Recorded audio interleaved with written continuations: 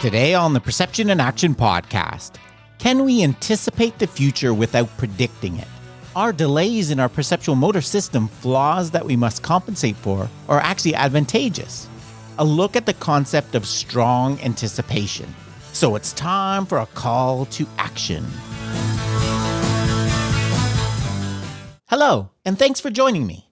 This is Rob Gray from Arizona State University.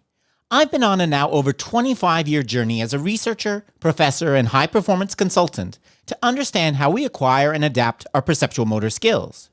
Welcome to the Perception and Action podcast, where I discuss how psychological research can be applied to improving performance, accelerating skill acquisition, and designing technologies. If you're a coach or an instructor, my goal is to help you bridge the gap between research and application, and to connect your experiential knowledge with skill acquisition and motor learning theory. I want to help take you from using practice design recipes to becoming a master chef who can manipulate the key ingredients to come up with your own innovative training methods. If you're a student or fellow academic working in the skill acquisition field, I hope to keep you up to date on the latest studies and help you get to know the people working in this area. Finally, if you're developing training technologies, I hope to help you incorporate good motor learning principles in your design, pull out key performance metrics from the data, and design effective studies to evaluate your product. To learn more, help support the podcast, and or work directly with me, please check out perceptionaction.com. Now on to the show. On today's episode, I want to look at one of the so-called representation-hungry problems for the ecological approach to perception action. By representation-hungry, it is meant that while there are certain things that are relatively easy to explain without inferring the existence of an internal model or mental representation, there are others that would seem to be much more difficult. One of these is anticipation. If we're going to act now based on something that's going to happen in the future, surely we must need some sort of information, presumably from an internal model, that goes beyond what's currently available to us now. How in the world is it possible to anticipate the future actions of my opponent without having some sort of predictive internal model? Well, the answer is strong anticipation, a concept developed in this context by Stepp and Turvey. So let's have a look. In their article published in 2010, the authors first begin by considering the definition of anticipation. They note that while in common usage it has become synonymous with a cognitive process of prediction, I anticipate I will need an umbrella because I think it might rain, the original Latin meaning really is referring to action coordination rather than a mental process. Specifically, it means to follow a path before. Building on this, the authors give a process-free definition of anticipation. That is, it can be defined as one aspect of a system maintaining a negative phase relationship with another aspect of the same system. A negative phase relationship is like a shift in time. That is, when what one part of a system is doing right now is the same as what the other part of the system will do a few seconds from now. The state of the fielder now is based on the ball's future state. So how can this negative phase relationship be established? How can one system, an outfielder, anticipate the behavior of another, the flight of the ball? One way this can be achieved is through analysis and prediction. That is, the fielder could have an internal model based on Newtonian principles of projectile motion. They could pick up visual information related to the speed and launch angle of the ball and essentially do mental calculations by putting these values into the motion equations. This would give an output of the ball's landing time and location that the fielder could then use to program a running movement to get to that location. They would be acting now based on the predicted future location of the ball. As Stepp and Turvey point out, a key feature of this internal model-based approach is that there are two separate systems: the actor, the fielder, and their environment, the ball flight. The fielder here is like an observer with a calculator in their head.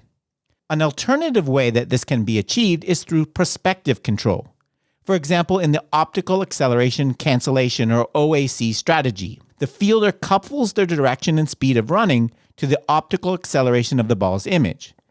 If the ball is accelerating, they speed up. If it's decelerating, they slow down.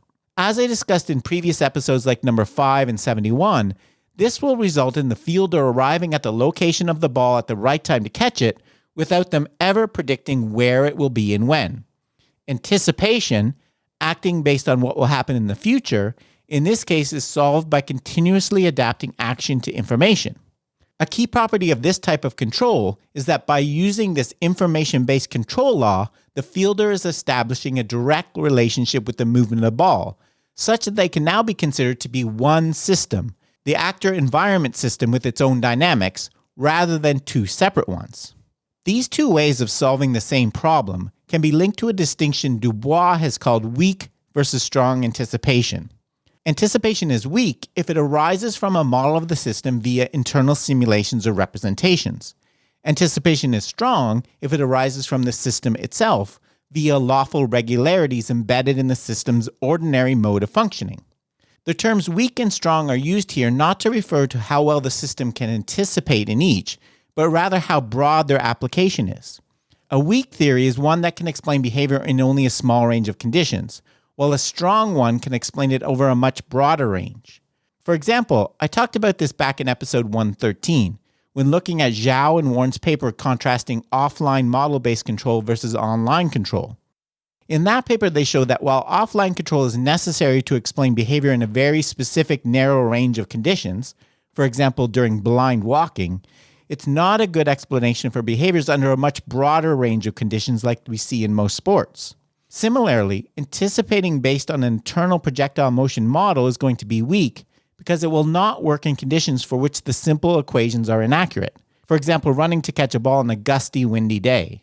Anticipating based on establishing a lawful relationship with one's environment is strong because it does work in such conditions. To quote the authors, the analytic or internal model-based method predicts an explicitly referenced future in the sense that the outfielder consults a model that provides an answer to the questions of where and when. In contrast, by using the agent to become a part of the system that the agent is anticipating, the non-analytic method takes advantage of existing information about the future. This latter case avoids explicit reference to the future, which is what makes anticipatory acts seem so difficult in the first place. Another interesting issue that strong anticipation addresses is that of delays in the perceptual system. As most people know, it takes a finite amount of time for information to be picked up by our senses and used to control action. In the traditional approaches to motor control, this is seen as a potential flaw that we need to compensate for somehow. That is, if I only act based on the information I'm currently getting, I will always be behind. Because of the processing delays, I will reach my hand to where a moving ball was a few milliseconds ago, rather than where it will be when my hand gets there. In other words, delays are the whole reason I need to anticipate in the first place. In their paper, Stepp and Turvey turned this idea completely on its head by introducing the concept of anticipating synchronization. Quote, "There is no question that anticipation is ubiquitous. However, that ubiquity tends to prompt assumptions about the world which may not be warranted. For instance, the fundamental assumption of compensation for visual delays, which states, in the absence of mechanisms compensating for visual delays, many behaviors in otherwise healthy animals would be disrupted. The nature of these compensating mechanisms is of particular importance. If a tacit assumption which goes along with the fundamental assumption is that these compensation mechanisms are forward internal models, then the assumption may not be fundamental. The existence of alternative explanations for anticipatory behavior strongly suggests that the assumption should not be regarded as axiomatic. Moreover, the term compensation connotates both the presence of an error and active correction. The term anticipation will be used to avoid these implications." End quote. Anticipating synchronization involves coupling dynamical systems, like a ball and a fielder, or call them X and Y, using a simple set of coupling equations, which I'm not going to go into detail here. In their paper, Stepp and Turvey show that after an initial transient period, this system will result in X becoming a negative phase-shifted copy of Y. That is, the coupling creates a situation in which the state of one system at, say, 5 seconds is what the other system will be at in 6 seconds. In other words, X is synchronized to the future of Y. This is a clear example of strong anticipation because it arises from a property of the system, the coupling between X and Y, and not from prediction from an internal model. One of the most critical features of the coupling equations is that they have a delay term in them, and without it, the negative phase relationship does not occur. Quote, "The delay term representing delayed feedback should attract special attention. It is notable that without this delayed feedback, the system would not exhibit anticipatory behavior. Typically, delays are taken to be a liability, for which there must be explicit compensation.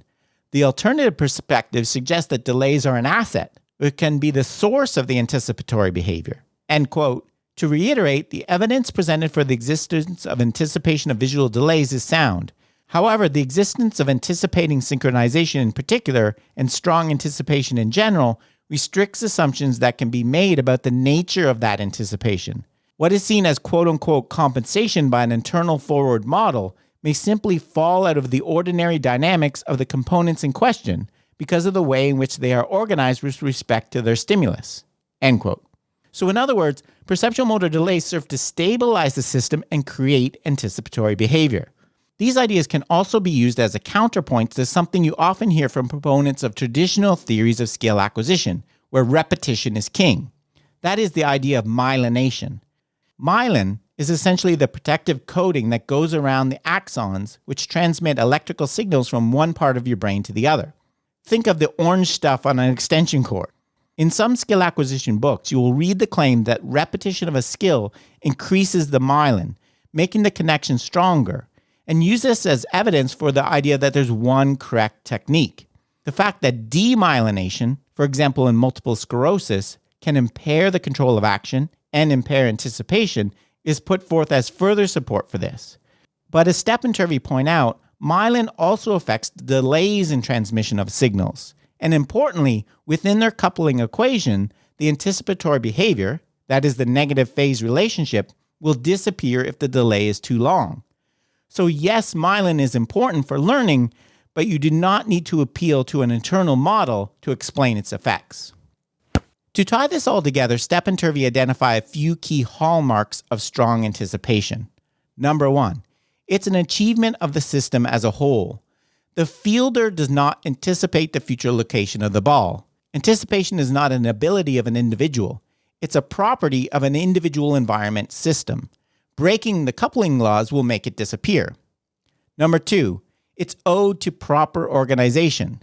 Not just any coupling will work. It has to organize to support it. For example, through the delayed coupling system I mentioned a few moments ago. Number 3, it uses the natural unfolding events. This is something I'll get to in a second. If there's strong anticipation, there's really not much to see there. Number 4, it relates implicitly to the future. Quote, the final implication of all the previous hallmarks is this: strong anticipation relies on or creates an implicit relation to the future. This is in direct opposition to a hallmark of weak anticipation, which uses explicit references to the future.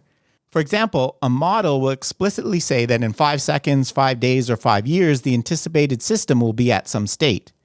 Strong anticipation, in contrast, does not explicitly concern itself with the future. Strongly anticipatory systems go about their normal functioning and are implicitly affected by the future because of how they're put together. End quote. Interestingly, this can also be related to the use of deception in sports. Specifically, an abrupt change in the lead system will create a temporary loss of the negative phase relationship with the follower. In other words, an abrupt change in one system can essentially surprise the other one and produce a quote-unquote anticipation error.